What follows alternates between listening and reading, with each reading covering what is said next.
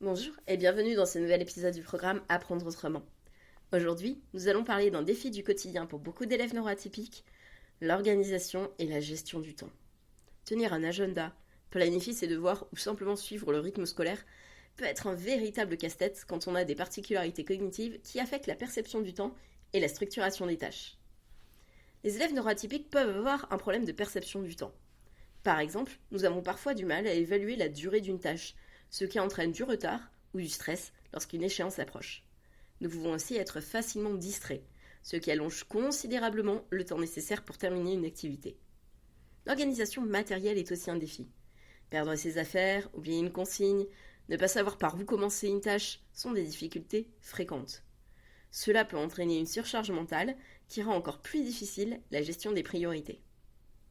Un élève qui a du mal à s'organiser peut avoir un bureau ou un sac constamment en désordre.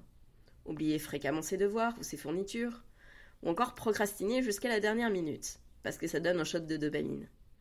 Il peut aussi avoir du mal à découper une tâche en étapes réalisables et se sentir rapidement dépassé.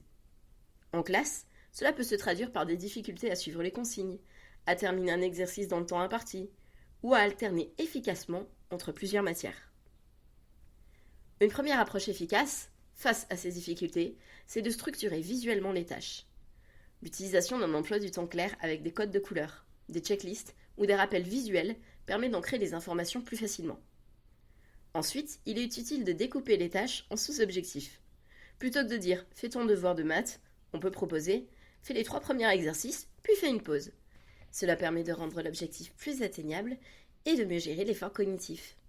L'usage de minuteurs ou d'alarmes peut aussi être une aide précieuse pour limiter la procrastination et aider à mieux percevoir le passage du temps.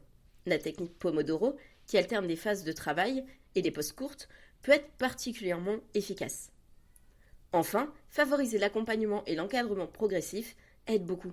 Plutôt que de laisser un élève totalement autonome tout de suite, lui apprendre progressivement à structurer ses tâches avec du soutien permet de renforcer son indépendance sans le mettre en difficulté.